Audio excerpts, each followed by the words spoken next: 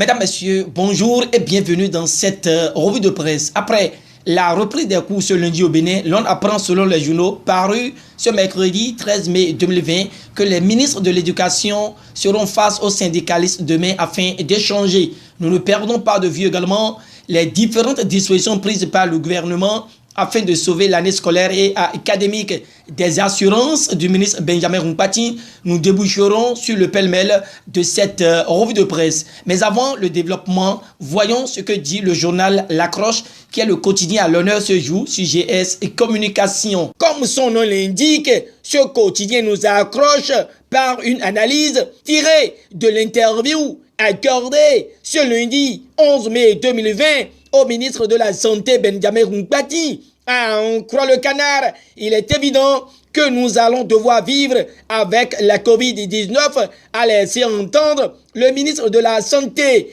Au grand mot, les grands remèdes, dit-on souvent. Mais dans le cas d'espèce, le coronavirus n'a fait qu'accélérer les choses. Et aujourd'hui, nous avons la plateforme e-learning pour les cours en ligne dans les universités publiques du Bénin. L'Accroche s'en réjouit et voit que c'est un dispositif adéquat pour la formation des étudiants. Riposte contre la propagation du coronavirus dans la presse et le journal à l'honneur nous apprend que le PADEM Bénin donne un lot de matériel au réseau des journalistes accrédités au Parlement REJAP. Aucun doute sur la tenue effective des examens de fin d'année, écrit le Béninois libéré en manchette, conscient de la reprise des classes dans un contexte marqué par la Covid-19. Un pari gagné pour le gouvernement, surtout avec les assurances sur la tenue effective des examens de fin d'année, mentionne La Loupe.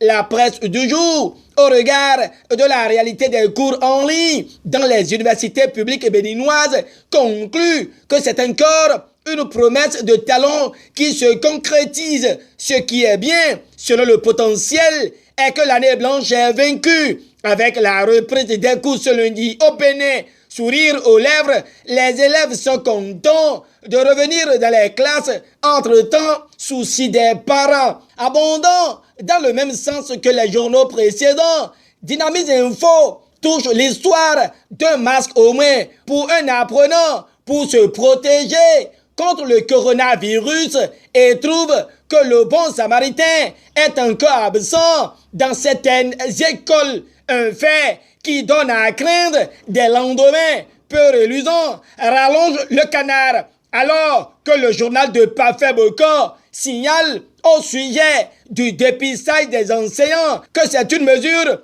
qui devrait précéder la reprise des cours. Bénin Intelligent confie que le ministre Maounio Kakpo au collège d'enseignement général de Paou a déclaré que même si un enseignant n'est pas dépisté, il peut aller en classe.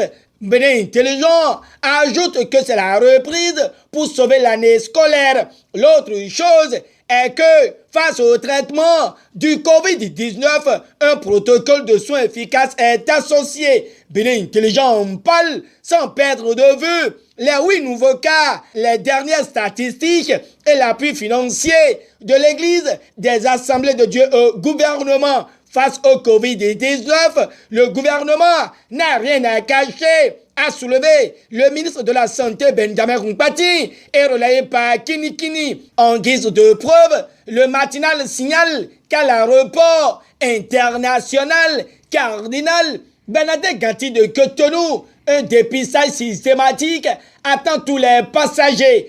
Livrant le bilan au coronavirus, le défi d'une génération étale que 249 cas sont sous traitement avec 76 guéris au total. Le directeur général de la Société béninoise d'énergie électrique constate le respect des mesures d'hygiène dans les agences relais le matinal. Le même journal précise que nous tendons vers l'achat des équipements et intrants mutualisés au sein de l'UEMOA. Face au Covid-19, Dorothée Kende-Gazard et d'anciens ministres tirent des leçons africaines. À présent, quittons le matinal pour la nation. Ici, il est à retenir qu'en prélude aux élections communales et municipales du 17 mai prochain. Il y a donc de matériel de protection pour les bureaux de vote.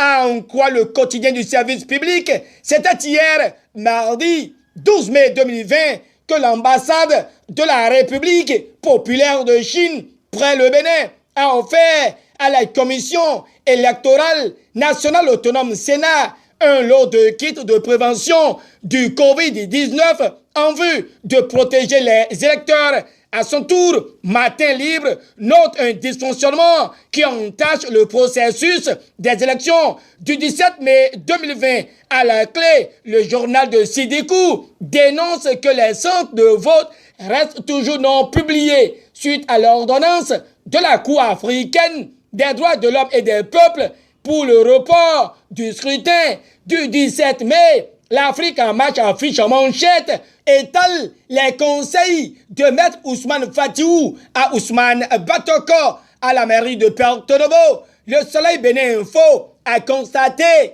des faits peu orthodoxes qui méritent des explications de la part de Emmanuel Zossou. Selon le journal de Hervé Aladé, de graves irrégularités dans la gestion oblige à dire que ce dernier est un bon candidat pour la Cour de répression des infractions économiques et du terrorisme criette. Pour le nouvel observateur, les écoles privées sont privées de masques distribués par l'État. Ce qui intéresse la dépêche, c'est le coût et accès aux gigaoctets au Bénin. Et le quotidien souligne que dans notre pays, l'Internet coûte cher. De toute façon, le secteur numérique est en bon état, certifie l'indépendant. Fin de cette revue de presse. Pour moi, c'est un plaisir d'échanger au quotidien avec vous. Merci, au revoir et à demain.